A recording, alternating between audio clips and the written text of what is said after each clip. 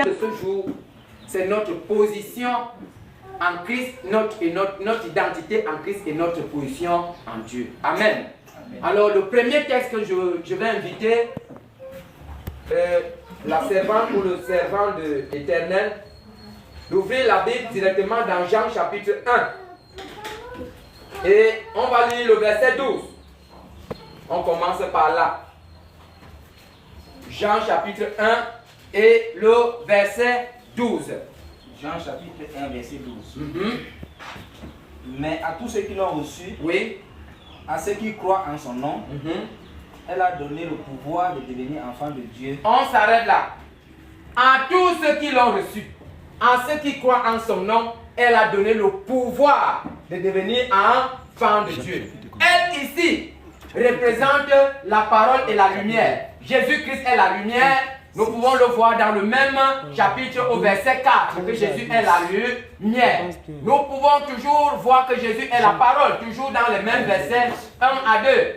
Donc, Jésus a donné le pouvoir de devenir enfant de Dieu.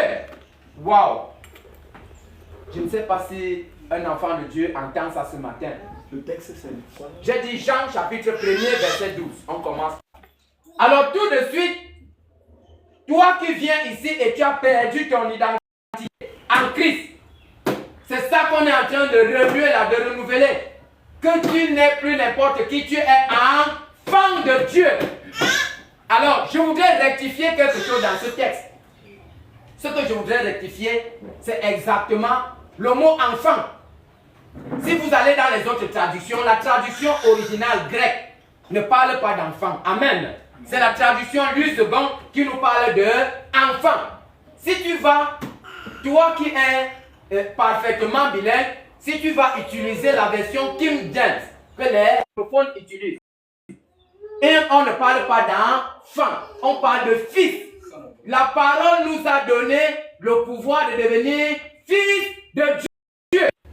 Alors, fils, dans la version grecque, le mot grec qui est remplacé à fils, c'est technon.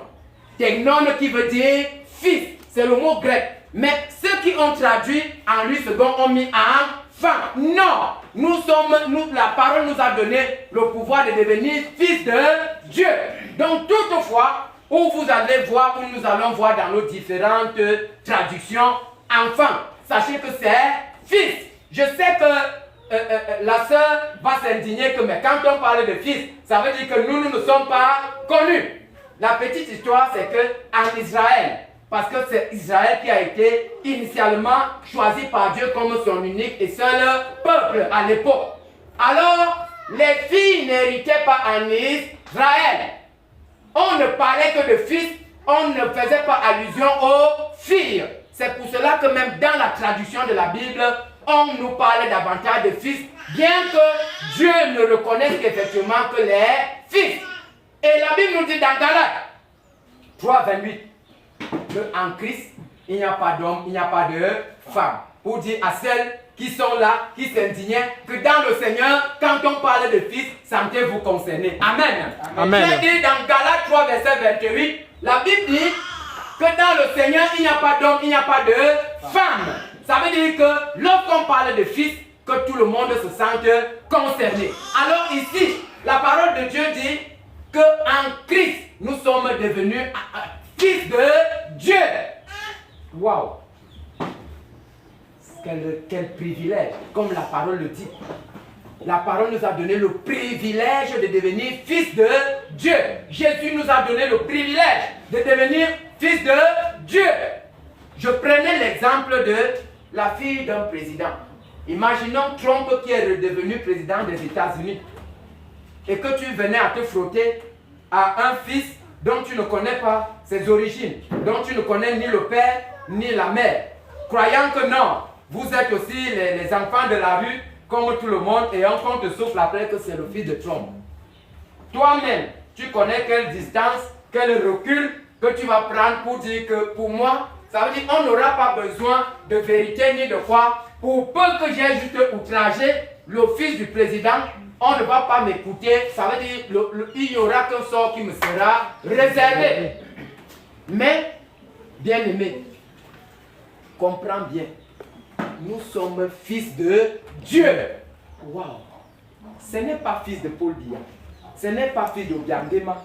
Ce n'est pas fils d'Ali Bongo. Ce n'est pas fils de Olengina qui est devenu président du Gabon. Nous ne sommes pas fils de Déby, du Tchad. Nous sommes fils de Dieu, le Dieu créateur de toutes choses. Du ciel et de la terre, de nous-mêmes, y compris de tout ce qui s'y trouve. Quel privilège! Ça veut dire, si tu ne le savais pas, frère, ne te considère plus comme n'importe qui. Et comme dans l'exhortation, il nous a été demandé de ne pas mentir. Le Fils du Très-Haut vient à mentir. Mais quelle honte, parce que ton Père dispose de tous les pouvoirs. De tous les pouvoirs pour que tu ne prônes que la vérité. Lui-même, il veille. Ça veut dire que lorsque tu dis la vérité, il veille. Tu n'as pas besoin de savoir. Si tu sais que ce qui sort de ta bouche n'est que vérité, le reste c'est lui-même qui contrôle. Amen. Puisque dans la vérité, il n'y a pas de Père. Voyons que Jésus est venu, comme il est écrit dans le même chapitre Jean. Vous pouvez lire au verset 17, on ne va pas lire. Pour votre gouverne, il est écrit, Moïse est venu avec la loi, mais Jésus est venu avec la grâce et la vérité. Ça veut dire la vérité n'est que de Dieu. La parole de Dieu nous démontre que la vérité n'est nulle part ailleurs que dans le Seigneur. Si vous avez entendu le cri de l'homme de Dieu ici, que est dans le Seigneur, on ment encore. Puisque Jésus n'est venu qu'avec la vérité. On ne trouve pas cette vérité ailleurs, c'est dans le Seigneur. Ça veut dire dans le monde, c'est mensonge sur mensonge. Comme leur père, le diable qui est le père du mensonge, parce qu'il ment depuis la création. Alors, notre Seigneur, notre Sauveur Jésus-Christ est venu avec la grâce et la vérité. Nous n'avons pas besoin de mentir. Voyez-vous que Jésus, dans la vérité, les gens ont intenté tout, mais puisqu'il était vrai, personne ne pouvait rien lui faire si son temps n'était pas encore arrivé dans la vérité qu'il professait. On ne pouvait rien lui faire. Ça veut dire qu'il lance la vérité qui vous met mal à l'aise parce que vous vous sentez concerné dans cette vérité. Mais moyen de le tuer, de lui faire quoi que ce soit, vous ne pouviez pas. Parce qu'il était protégé par son Père céleste, qui est vrai comme lui-même. Alors ce que tu dois retenir dès cet instant, tu n'es pas n'importe qui. Ma soeur, mon frère, tu es fils et fille de Dieu. Le Dieu très haut, ce n'est pas le Dieu imaginaire. Le Dieu d'Abraham, le Dieu d'Isaac, le Dieu de Jacob, Père de notre Seigneur Jésus-Christ. Tu n'es pas n'importe qui. Voilà ton identité en Christ. C'est ton identité. Ça veut dire que ton père biologique là, tu le respectes de ce qu'on dit, que la parole vient de dire, biologique, parce qu'il a été un canal par lequel tu es passé, mais il n'a plus aucun pouvoir dans ta vie. Amen. Tu es le fils du Très-Haut. La preuve, c'est que si ce que je dis est mensonge, qu'est-ce que Jésus a dit à Marie, qui ne cessait de lui courir après, pour dire, ah mon fils ceci, dit, ah, tu ne vas pas, ne voulez-vous pas me laisser m'occuper des affaires de mon père? Il parlait du Dieu très haut. Sinon, il ne considérait pas moins Joseph. Mais il savait que son véritable père était le Père céleste. Amen. C'est pour cela que nous devons considérer le Père biologique. Mais glorifier le Père céleste. Amen. Amen. Nous sommes fils de Dieu. Toi qui ne savais pas qui tu es, comprends-le et grave-le dans ton cœur. Une fois pour toutes que tu es fils de Dieu. Et dès lors que tu es devenu fils, ça veut dire tous les privilèges que ça part avec. Ça, rien n'est resté. Dès lors que tu es devenu fils, imaginons-nous, un Américain au Cameroun sollicite la nationalité camerounaise. Et immédiatement, elle lui est accordée. Tout de suite, le type va jouir des privilèges de ceux qui sont naturellement camerounais. Il jouit de tous les privilèges et de tous les droits. C'est la même chose pour nous en Jésus-Christ. Ça veut dire que Dieu est devenu notre véritable Père avec tous les privilèges qui vont avec. Ce n'est pas qu'on est le fils de Dieu. Non, on est véritablement fils de Dieu. Comme va nous le prouver cet enseignement enseignements, on va le voir que c'est vrai, Jésus-Christ est notre Seigneur et Sauveur, mais la Bible va nous montrer quelque part que nous sommes devenus co-héritiers de notre Seigneur et Sauveur, Jésus-Christ. Ça veut dire que nous partageons les mêmes privilèges avec lui dans le Seigneur. Amen. Amen. C'est ça. Ne doute plus de ce que tu es. Tu vaux plus que fille du président de la République. Amen. Humain. Président de la République humain. Parce que nous sommes du ciel, nous ne sommes pas de la terre. Amen. Ça, c'est notre identité en Christ. Nous sommes devenus fils de Dieu. Lisons encore l'autre texte. 2 Corinthiens 5, verset 17. C'est le texte que nous connaissons. On va le lire, mais ce n'est pas ça. Ça, c'est la transition. Je voudrais qu'on voit encore quelque chose. 2 Corinthiens 5, verset 17. Lisons la parole de Dieu, bien-aimé. 2 Corinthiens 5. 5, verset 17. Oui. Si quelqu'un est en Christ, il est une nouvelle créature. Oui. Les choses anciennes sont passées. Oui. Voici toutes choses sont devenues nouvelles. Amen. Vous voyez que ce n'est pas tout que nous sommes devenus fils de Dieu, mais étant déjà dans le Seigneur, nous ne sommes plus des piètres créatures. Amen. Nous ne sommes plus des piètres créatures. Nous ne sommes plus des créatures pécheresses. Parce que quoi? Notre Seigneur, par son sang, nous a lavés, nous a purifiés, nous a sanctifiés. Et nous sommes devenus des nouvelles créatures. C'est pour cela que nous sommes enfants de Dieu, fils de Dieu. C'est ça qui fait de nous fils de Dieu. Nous sommes devenus saints, bien-aimés. Les gens pensent que les saints sont celui-là qui n'a jamais péché. Ou alors, les saints sont donnés à une certaine religion qui délègue les saints, qui décide et fait des hommes des saints. Non. Nous sommes des saints. C'est celui-là qui accepte Jésus-Christ comme Seigneur et Sauveur, l'avait purifié par son sang. C'est lui-là qui est saint, comme l'appelait l'apôtre Paul. Amen. Amen. Nous sommes des saints. Ça ne veut pas dire qu'on n'a jamais péché, non. Ça veut dire que dans le Seigneur, nous sommes lavés, purifiés par son sang. C'est ça qui nous qualifie comme étant des saints. Jésus, comme Dieu le disait depuis l'Ancien Testament, je suis saint et soyez saints. Et comme je parle de la sanctification, dans l'Ancien Testament, il fallait le sang des boucs chaque année pour que les gens soient purifiés, lavés et pardonnés de leurs péchés. Mais notre Seigneur Jésus-Christ a donné son sang une seule fois. Donc c'est son sang qui nous lave, qui nous purifie de tous les péchés. Et déjà dans le Seigneur, on dit donc que nous sommes devenus des nouvelles créatures. Ce qui nous confère maintenant l'identité de fils de Dieu. Parce qu'aucun pécheur n'a accès au trône céleste, n'a accès à Dieu. Amen. Amen. Alors, ça c'était la transition. Nous avons vu notre identité en Christ. Nous sommes devenus fils de Dieu. Alléluia. Amen. Alors, notre position en Christ. Lisons dans Romains 8, 17. Qu'est-ce que Romains 8, 17 nous enseigne? On a parlé d'identité et de notre position. On va aller. Romains 8, 17. Qu'est-ce qui est écrit? Romains chapitre 8, verset 17. Or, si nous sommes enfants, nous sommes aussi héritiers. Oui. Héritiers de Dieu, oui. Héritiers de Christ. Si toutefois nous souffrons avec lui, afin d'être glorifiés avec lui. Amen. Comme je le disais, il fallait qu'on lise ça. Nous sommes fils de Dieu et co-héritiers de Christ. Waouh. Attends. Oui, Christ est sauveur et Seigneur, mais la Bible nous confère, la parole nous confère le droit de co-héritier à lui. Parce que quoi? Nous tendons tous les yeux au ciel vers le Père, créateur de toutes choses, comme étant notre Père à nous tous. Amen. Donc, nous sommes fils de Dieu, co-héritiers avec Christ. La précision qui va en bas, c'est que si toutefois tu souffres avec lui, ça c'est un autre enseignement, on ne peut pas enlever là-bas. Retenons que c'est ça. Ça, ce n'est pas toujours notre position en Christ. Alors, notre position en Christ, on continue. Lisons dans 1 Pierre. Lisons 1 Pierre 2, verset 9. 1 Pierre 2, verset 9.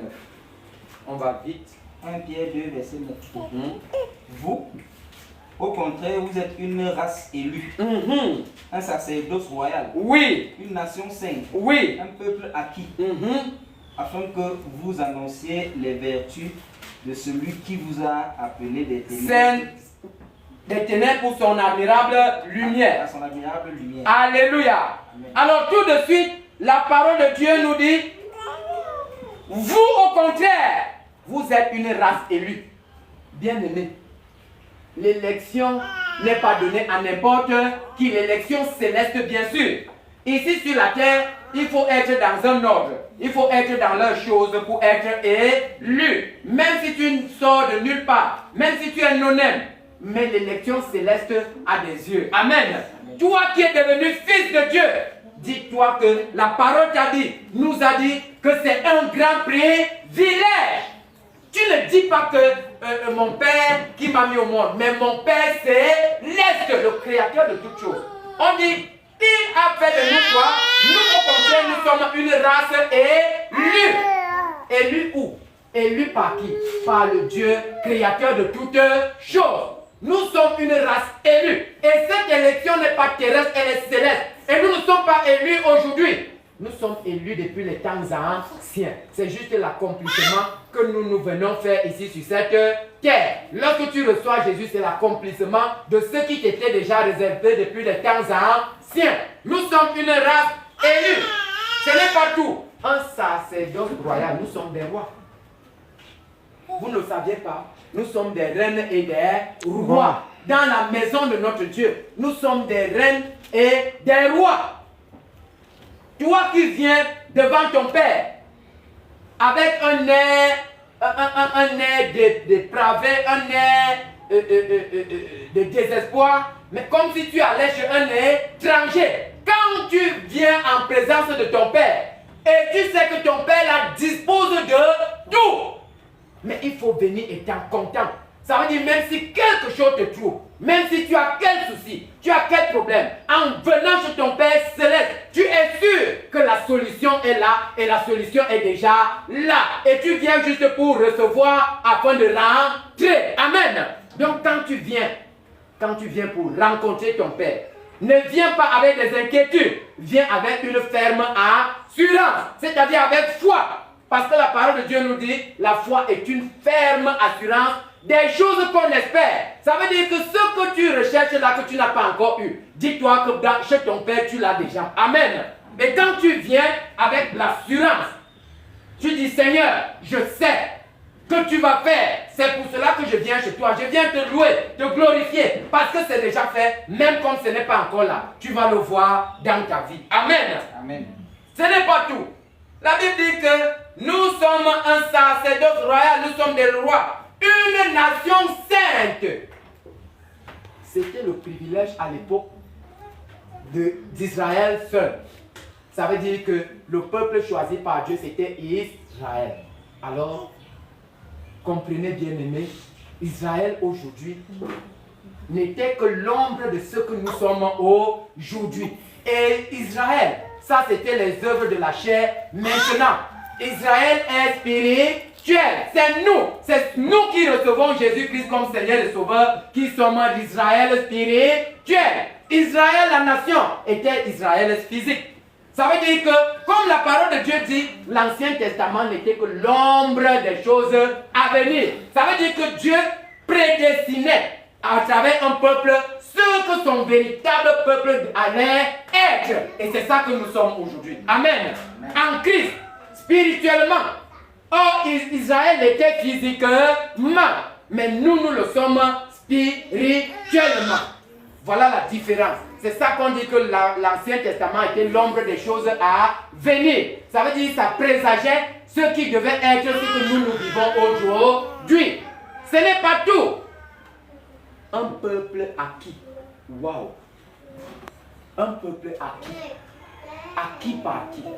Un peuple acquis par Dieu. Nous rentrons encore bien aimés. Voyons dans l'Ancien Testament.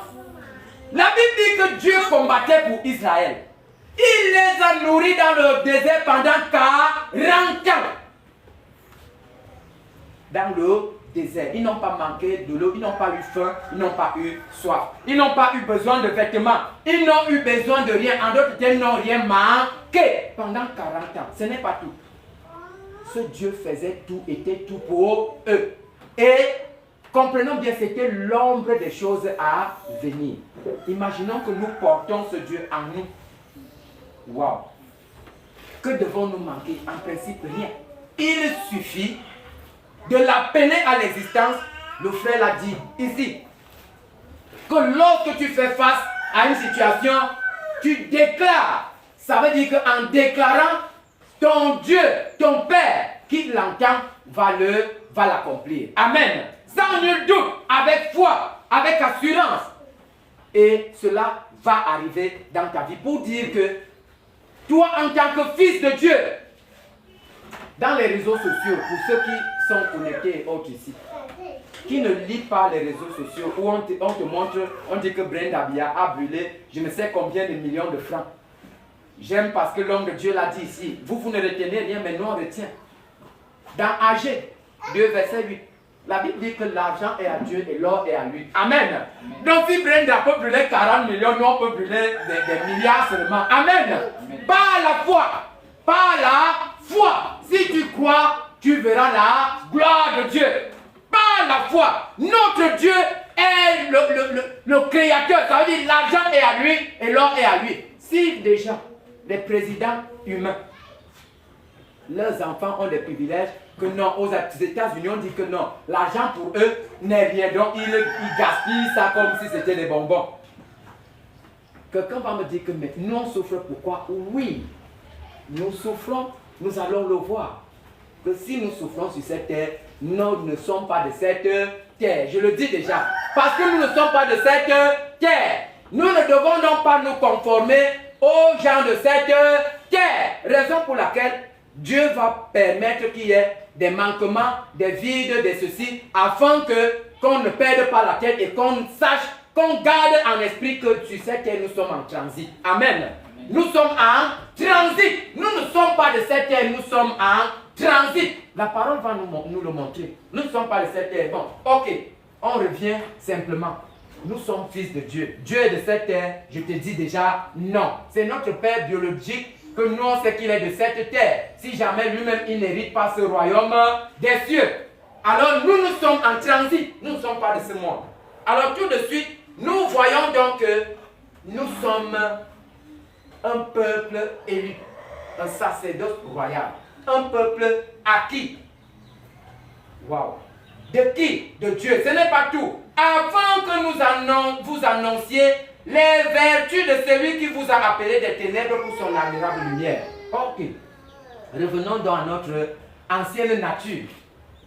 Notre ancienne nature, c'est ça qui se révèle à la fin. Nous étions dans les ténèbres avant d'être appelés dans son admirable lumière. Nous étions dans les ténèbres, oui. C'est pour cela que Satan nous tourmentait, oui. C'est pour cela que le frère témoignait ici. Qu'on est allé chercher, on a fait appel, je n'ai pas gardé ce nom, qu'on est venu planter, ou dire que pas de vol. En cas de vol, vous allez ramener. Mais par la suite, c'est la catastrophe. C'est ça qui se passe dans ce monde. Amen. Mais avec notre Dieu, nous avons droit à l'héritage céleste qui ne veut ni se corrompre, ni se rouiller. Parce que tu auras beaucoup d'argent, tu vas amasser la rouille et la terre vont atteindre cet argent. Ça veut dire que ça peut moisir et il peut être appelé à être jeté. Mais nous avons un héritage qui ne se veut ni se compromettre, ni se souiller. C'est-à-dire l'héritage céleste. C'est ça que nous devons conserver. Alors quelqu'un va me dire, de quel héritage s'agit-il?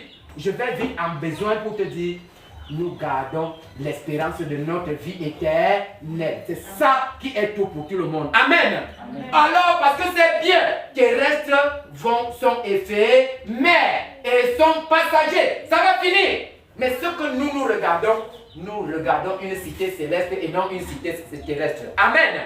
Alors, tout de suite, nous continuons. En continuant, nous voyons déjà que là, voilà ce n'est pas tout. Voilà déjà une première position en Christ. Nous sommes des rois. Waouh, ça c'est formidable, comme nous l'avons vu.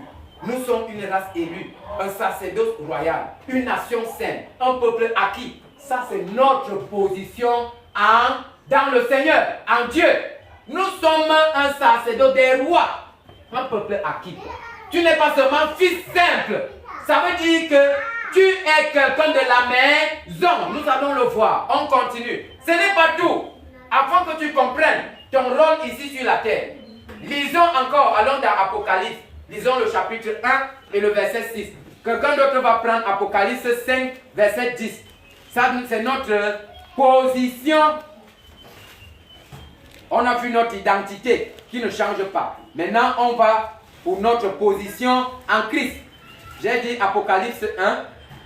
On va commencer avec le verset 1, le chapitre 1 et le verset 6. Et quelqu'un d'autre va prendre le chapitre 5 et le verset 10. Oui, lisez-nous la parole. J'ai dit qu'on va vite. Et on tire déjà vers la fin. On pouvait dire beaucoup de choses, mais on va essayer de les réduire. Et Apocalypse 1, verset 6 et Apocalypse 5, verset 10. Apocalypse 1, verset 6. Oui. Et qui a fait de nous un royaume, des sacrificateurs pour Dieu son Père. À lui soit la gloire et la puissance au siècle des siècles. Amen. Amen. Et qui a fait de nous un royaume des sacrificateurs. Waouh. Bien aimé. Tu n'es pas fils de Dieu non-aime. Tu es fils de Dieu et sacrificateur. Tu es un roi. Tu es un sacrificateur. Alors, si nous sommes des sacrificateurs, nous avons un souverain sacrificateur qui n'est autre que Jésus-Christ. Il a fait de nous un royaume des sacrificateurs pour notre Dieu. Donc Dieu n'a pas seulement fait de nous fils, il a fait de nous des rois, des sacrificateurs pour lui. Waouh! Quelle position! Quelle position! Quel amour! Quel privilège! Quelle bonté! Quelle puissance! Et cela spirituellement. Lisons dans Apocalypse 5, verset 6, le verset 10 autant pour moi. Qu'est-ce qui est écrit? Apocalypse 5, verset 10. Apocalypse 5, verset 10. Oui. Tu as fait d'eux un royaume et des sacrificateurs pour notre Dieu. Ils régneront sur la terre. Nous régnerons sur la terre pas seuls. Nous régnerons d'abord sur la terre avec le souverain sacrificateur. Qui est le souverain sacrificateur? Le souverain sacrificateur, c'est Jésus. Et nous sommes des sacrificateurs. Alors je vais raconter brièvement l'histoire de l'Ancien Testament. Dans la maison, dans le temple de Dieu, il y avait 3 parties.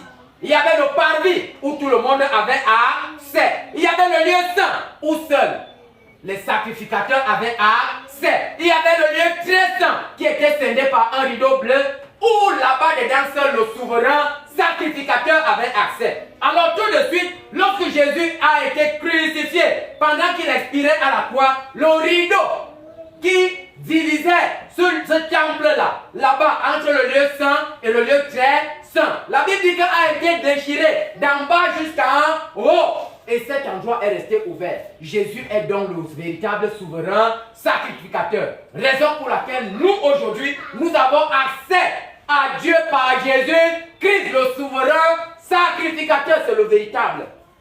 Ça veut dire, je reviens. L'Ancien Testament, là, ce qui se faisait n'était que l'ombre de ce que nous vivons aujourd'hui. Or, qu'est-ce qui se passait? Donc, je vais nous montrer comment ça fonctionne. Les sacrificateurs ici apportaient des sacrifices aux souverains sacrificateurs qui avaient accès au lieu très saint pour les présenter à qui? À Dieu. Alors aujourd'hui, c'est nous, les sacrificateurs, qui donnons nos sacrifices à Jésus pour qu'il les présente déjà accomplis à notre Père Céleste. Quels sont les sacrifices que nous donnons à Dieu? Si je pose la question à quelqu'un, ça va être difficile de répondre. Ce sont nos prières. Amen. Amen. Ce sont nos prières. Ça veut dire que nos sacrifices aujourd'hui sont nos prières. Lorsque Jésus les prend en tant que souverain sacrificateur, il les sanctifie, il les peaufine et il les apporte à notre Dieu déjà purifié. Raison pour laquelle quand nous prions, la Bible dit que nous ne savons même pas souvent quoi dire. Mais l'Esprit est là pour planifier, ça veut dire pour synthétiser ce qui doit être afin de présenter ce qui est pur à notre Dieu. Qui le fait? C'est Jésus-Christ. Parce que quoi? Nous sommes des sacrificateurs et nous lui apportons des sacrifices que lui, il présente déjà à Dieu étant accomplis. Alors, la Bible nous montre dans Apocalypse 1, verset 6. Dieu a fait de nous un royaume des sacrificateurs. La même chose dans Apocalypse 5, verset 10. Il a fait de nous un royaume des sacrificateurs pour notre Dieu. Ce n'est pas pour quelqu'un d'autre. Alors tout de suite, comme je le disais que Jésus est le souverain sacrificateur, lisons dans Hébreux 5, verset 10. On va vite. Hébreux 5, verset 10. Pour voir comment Jésus le fait. Hébreux 5, verset 10.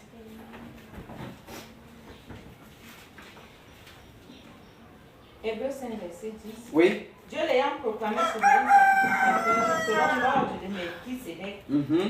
Alors, Dieu a fait de Jésus souverain sacrificateur. Ça veut dire que si nous rentrons au verset précédent, commençons au verset 9, qu'est-ce qui est écrit? Après avoir été élevé à la perfection, il est devenu pour tous ceux qui lui obéissent, l'auteur d'un salut éternel. L'auteur d'un salut éternel. Qui a été élevé? C'est Jésus. Qui est devenu l'auteur d'un salut éternel pour nous? C'est le même Jésus. Amen. Et c'est lui le souverain sacrificateur. Ça veut dire que nous sommes des sacrificateurs et Jésus est le souverain sacrificateur pour tous ceux-là qui sont en Christ, pour tous ceux qui ont reçu Christ comme leur Seigneur et Sauveur personnel. Ça veut dire lorsque nous prions, c'est Jésus qui reçoit nos prières et les présente à notre Dieu déjà pur, afin que lui seul soit le médiateur, comme il est écrit dans 1 Timothée. Je crois que c'est 1 Timothée 2 et le verset 5. Que Jésus est le seul médiateur entre Dieu et les hommes. C'est le même travail qu'il fait en tant que sacrificateur. Ça veut dire que c'est lui, nous les sacrificateurs, c'est à lui qu'on adresse nos prières. Et c'est lui qui les amène jusqu'au Seigneur. Parce que Jésus est où? Demandez-moi pourquoi c'est Jésus qui les prend et les amène. Jésus est devant Dieu. Et ça veut dire que quand il les reçoit, immédiatement, il lui présente nos prières, nos déliances, nos besoins, nos cris. Il est devant lui pour le faire. Amen.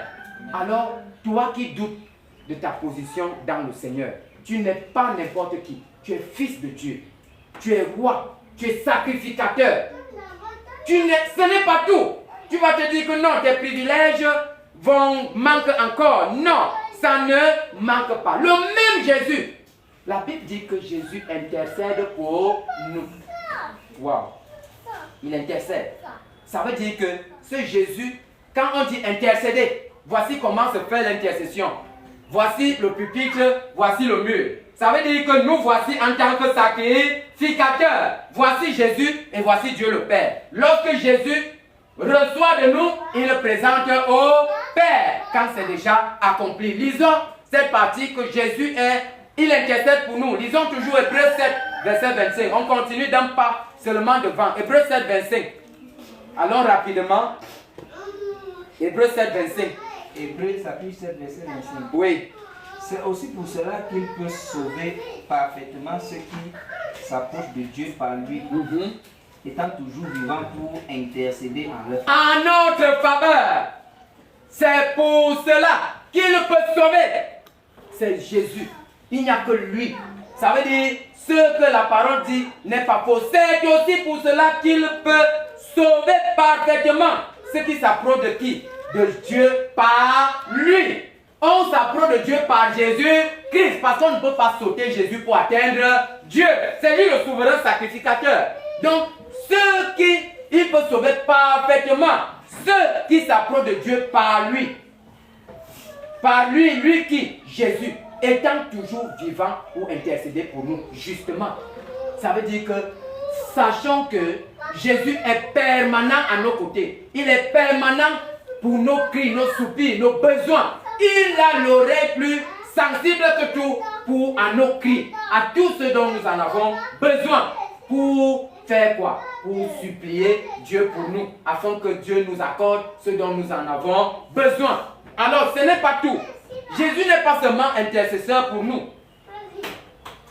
Jésus est également notre avocat auprès du Père. C'est pour cela que lorsque nous tombons, comme la parole de Dieu dit, que le serviteur de Dieu peut tomber 7 fois et il se relève 7 fois. Qui le fait? Parce que nous avons un avocat auprès du Père. Cet avocat n'est autre que Jésus-Christ. Parce que nous connaissons que l'avocat est celui qui connaît le droit. Voyez-vous au tribunal, si jamais tu as un procès, au tribunal, on exige que tout le monde ait un avocat. On va t'attribuer un avocat même contre ton consentement. Parce qu'on sait que si tu ne connais rien, le procès va traîner. Parce que tu ne vas même pas savoir quoi dire si la partie adverse a un avocat. Et si Jésus est notre avocat auprès du Père, lui qui connaît le droit, ça veut dire le droit qui n'est autre que sa vérité. Et lorsque nous, on a failli dans la vérité, il sait comment aller plaider auprès du Père pour nous remettre dans les bonnes grâces avec le Père. Amen. Lisons cette parole dans 1 Jean 2, verset 1. 1 Jean chapitre 2, verset 1. On tire déjà vers la fin, bien aimé. 1 Jean 2, verset 1. Qu'est-ce qui est écrit?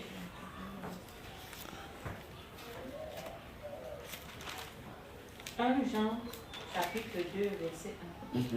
Les petits enfants, afin que vous ne péchiez pas.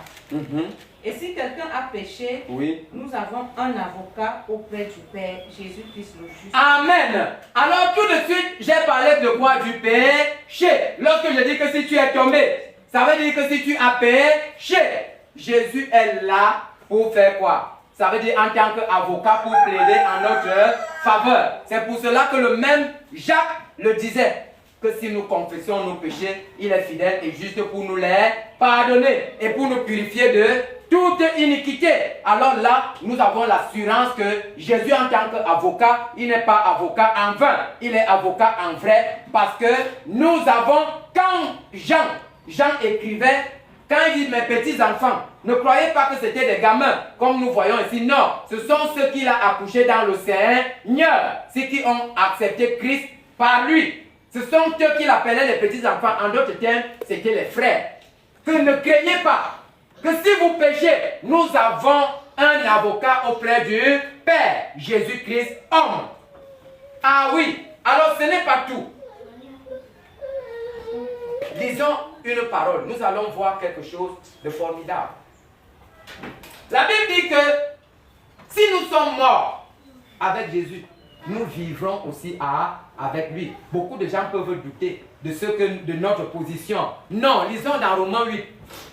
Romains 6, autant pour moi, verset 8.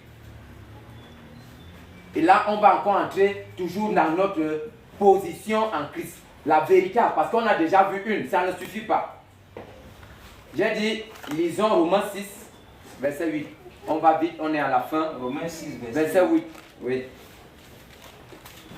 Or, si nous sommes morts avec Christ, nous croyons que nous vivrons aussi avec lui. Sachant que Christ ressuscité des morts, ne meurt plus, la mort n'a plus de pouvoir sur lui. Amen. Alors tout de suite, or, si nous sommes morts avec Christ, nous croyons que nous vivrons aussi avec lui. Effectivement, c'est pour cela que nous voyons, il est écrit dans Marc 15, le verset 16. C'est lui qui croira et qui sera baptisé, sera sauvé.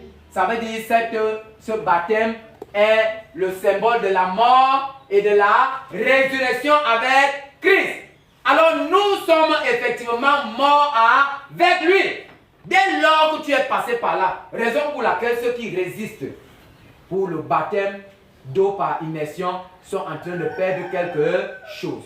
Parce que si la parole de Dieu dit déjà que c'est lui qui croira et qui sera baptisé, et que tu as cru, et que quelque chose reste flottant, à savoir le baptême, ça veut dire qu'il y a encore une ombre dans ta vie. Amen. Amen. Alors tout de suite, lorsque nous voyons que si nous sommes morts avec lui, nous vivrons aussi avec lui. Entrons donc dans la phase, notre véritable identité. Amen. Amen. Amen. Ouvrons grand les oreilles et les yeux pour voir donc là on atteint le vrai seuil. Pour voir notre véritable position en Christ. Ça veut dire toi qui me regardes. Je ne dis pas toi, mais je dis toi. Que tu dis que non, je suis bébé spirituel, tu n'es pas bébé spirituel. Ta position en Christ t'élève à des cimes incroyables. Oui, tu as l'impression que non.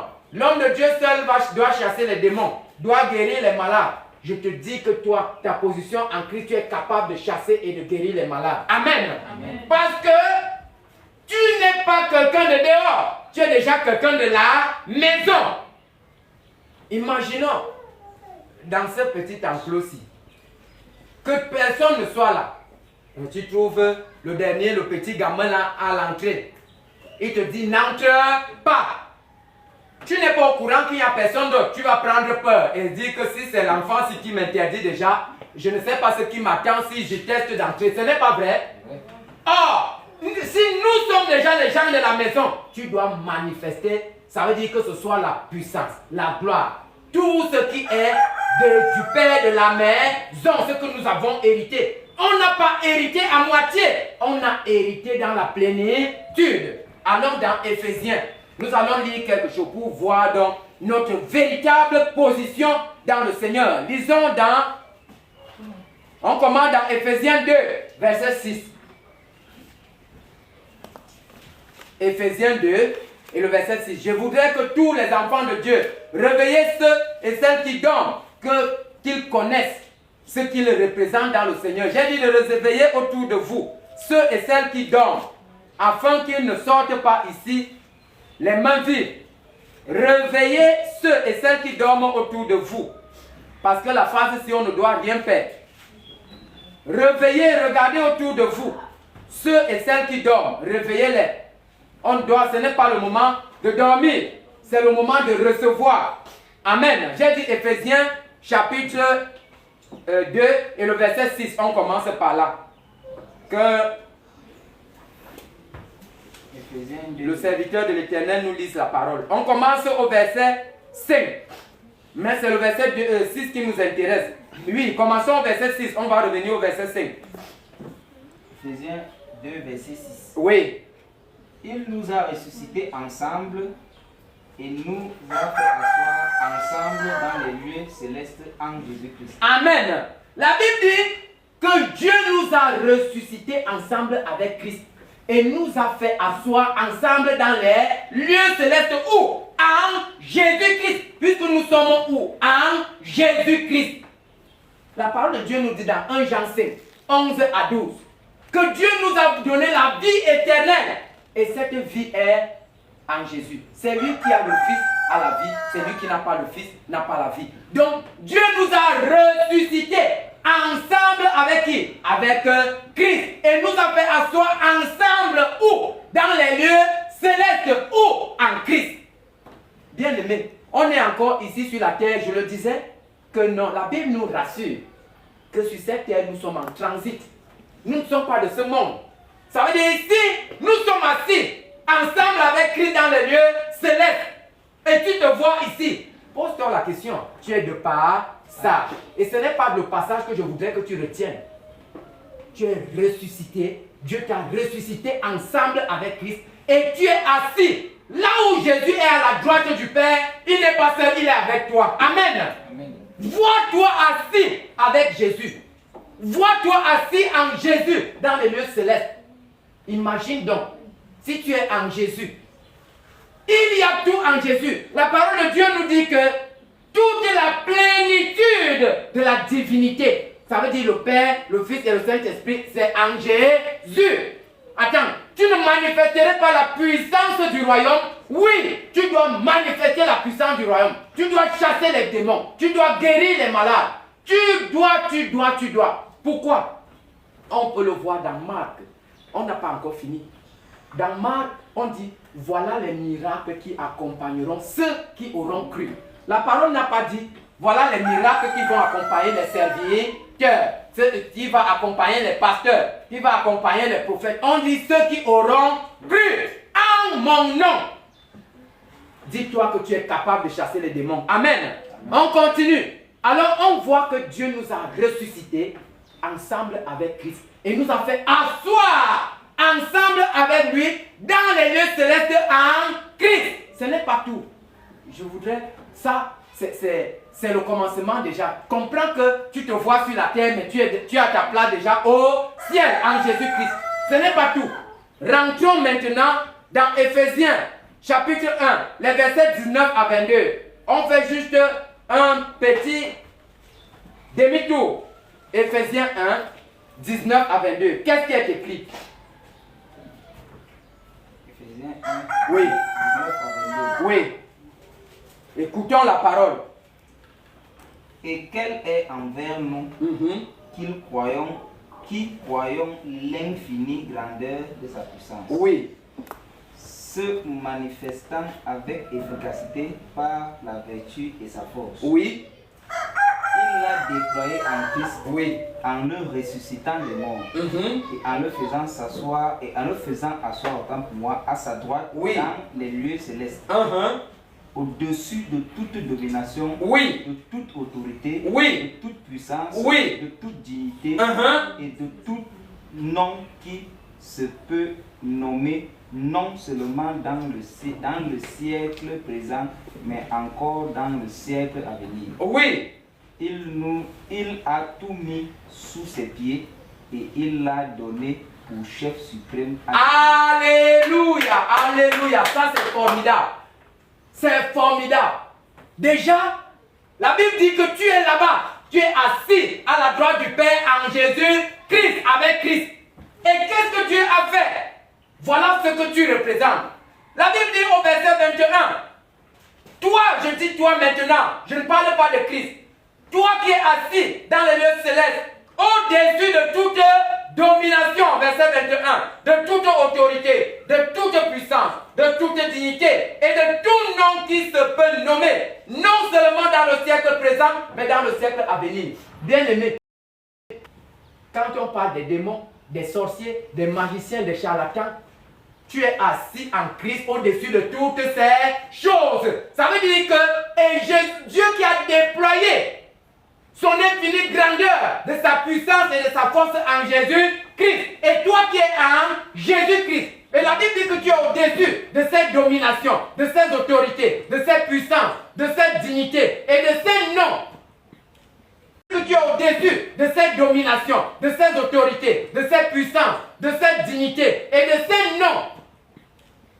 Ta position en Christ. Amen. Amen. Tu es en train de souiller ta position en Christ. Tu es en train de dénigrer ton Père. Tu es en train de rabaisser ton Dieu. D'insulter Dieu. Amen. Je vais nous montrer quelque chose, ne va pas lire. Allez lire dans 1 Samuel au chapitre 5. Vous allez voir que Israël est allé en guerre. Puisque là-bas, c'était les choses physiques. Israël était en guerre contre les Philistins. Alors tout de suite, comme le sacrificateur Élie avait laissé ses enfants blasphémer Dieu, insulter Dieu sans les reprendre, Dieu a suscité Samuel. Dieu a envoyé un prophète auprès de Élie. Élie le sacrificateur, bien sûr, pas le prophète. Ça prête à confusion, le sacrificateur. Le prophète est venu prophétiser. Il a dit que Dieu va faire quelque chose en Israël qui va dépasser l'entendement. Vous savez ce qui s'est passé quand Israël est allé en guerre le premier jour contre les Philistins. Les Philistins ont tué 40 000 Israélites au sol. Israël a plié la queue, a fui.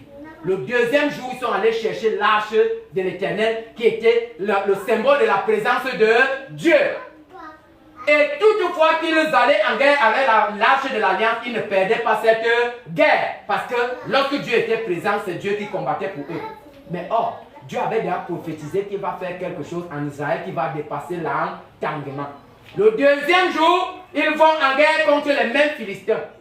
Les Philistins ont mis au sol 30 000 Israélites. Et ils ont arraché l'arche de l'alliance. Dès que Élie a appris que l'arche est arrachée par l'ennemi, la Bible dit qu'il était assis et comme c'était un homme corpulent, il est tombé à la renverse, il est mort. Dans cette même guerre de 30 000, le deuxième jour, les deux fils d'Élie qui blasphémaient Dieu sont morts. Ophni et... les deux. Phiné et Ophni. Alors tout de suite, ça n'a pas gêné Élie parce que la première nouvelle qu'il reçoit, c'est que tes deux fils sont morts. Le gars voulait avoir les nouvelles de l'arche de l'alliance. Dès qu'on est venu nous dire que les Philistins ont arraché l'arche de l'alliance, il est tombé, il est mort. Parce qu'il savait que tout Dieu, voilà Dieu qui est parti. Ok, ce n'est pas l'histoire, je nous montrais juste l'histoire. Voici ce que je voudrais que nous comprenions. C'est les gens qui vont encore chez les marabouts faire la tradition. Lorsque les Philistins ont arraché l'arche, vous savez ce que les Philistins vont faire? Ils font d'abord confiance que c'est leur Dieu Dagon. Voilà comment leur Dieu était nommé. Dagon était plus fort. C'est pour cela qu'ils ont vaincu Israël. Et comme ils avaient les histoires de ce que le Dieu d'Israël faisait ou était capable de faire, ils ont pris l'arche de l'alliance. Ils sont allés mettre dans la maison de leur Dieu, à côté de leur Dieu Dagon. La Bible dit que le matin, les Asdodiens se levèrent de bonne heure et allaient ouvrir la maison de leur Dieu. La Bible dit qu'ils ont trouvé Dagon, la face contre terre. Oh! Acclamons notre Seigneur et Sauveur. Il est puissant, il est présent, il est vivant, il est puissant. Amen. Amen. Voyez-vous que c'était l'idole. Donc, comme ce bois mort. Mais l'idole qui ne parle pas, n'a pas de pied. La Bible dit parce que Dieu ne se mélange pas. Dans la tête des Philistins, comme le Dieu d'Israël était aussi puissant, ils voulaient que le Dieu là ajoute encore la puissance à leur Dieu, à Dagon. Comme Dagon leur avait d'abord donné la victoire. Et comme notre Dieu est souverain, lui il avait déjà averti qu'il va faire quelque chose en Israël qui va dépasser l'entendement. Et effectivement, c'était pour l'arche qui devait partir. Quand les gars entrent Dagon, la face contre terre, bien aimé, ça veut dire que même les idoles se prosternent devant Dieu. Acclamons notre Seigneur. L'idole s'est prosternée. L'idole, j'ai dit en bois mort. Tombé face contre terre. Les gars étaient dépassés qu'à temps. Comment Dagon peut quitter? Depuis qu'on a placé Dagon là, il n'avait jamais bougé, il n'avait jamais changé de position. Mais ce jour, Dagon a la face contre terre. Même Dagon s'est prosterné, le bois. Ça veut dire que les démons se sont prosternés contre l'arche de l'alliance, qui était le symbole de Jésus. Amen. Alors ce n'est pas tout. Ils ont porté Dagon, ils ont remis Dagon à sa place. La Bible dit le lendemain, encore de bonne heure, les mêmes gens reviennent. Dès qu'ils ont ouvert la porte, cette fois-ci, la puissance est allée un peu croissante. Quand on trouve maintenant Dagon, la face contre terre, la Bible dit que le seuil, ça veut dire que la tête et les épaules, il n'y a que le tronc qui restait. Donc Dagon s'est coupé en deux. Une partie est partie, l'autre est restée. Parce que notre Dieu est saint. Notre Dieu ne se mélange pas. Et tout de suite, lorsque tu veux te compromettre, ou tu es déjà dans la compromission, si tu vois que tu pries, il n'y a pas exaucement. Est-ce que je prie mal? Est-ce qu'un péché ne bloque pas tes prières? Ça veut dire te remettre en question parce que notre Dieu exauce toujours. Mais cette histoire que je montre nous montre que notre Dieu ne se mélange pas. Dès que tu entres dans ce mélange, tu vas encore te compromettre. Ce n'est pas tout. La Bible dit que les jours qui suivaient, dans toute la ville, dans tous les villages, dans toutes les maisons, les hémorroïdes, c'est tout le monde, les gens se mouraient. Hémorroïdes répandus dans toute la région à cause de la présence de l'arche de l'alliance entre les païens, entre l'abomination ça veut dire que ça ne faisait que propager le malheur. Parce que là, ils n'étaient pas chrétiens, mais ils gardaient la présence du vrai Dieu. Quand ils ont vu, ils ont pleuré, ils étaient obligés de demander qu'on vienne enlever l'arche. Pardon, amenez, nous allons tous mourir. J'appelle l'attention de quelqu'un ce soir. Toi qui cours chez les marabouts encore. Toi qui crois aux 10 heures de bonne aventure. Toi qui vas encore faire la tradition. Notre Dieu ne se mélange pas. En allant le faire, ça veut dire que tu te mets toi-même en danger. Amen. Amen. Tu te mets en danger.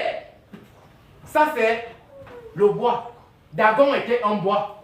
Ça ne s'est pas limité au bois. Ça s'est répandu sur les villes. Ça veut dire les hémorroïdes. Donc, la peste, ça a attrapé les gens de la ville jusqu'à ce qu'ils ont demandé que l'arche parte de là. Sinon, tout le monde va mourir.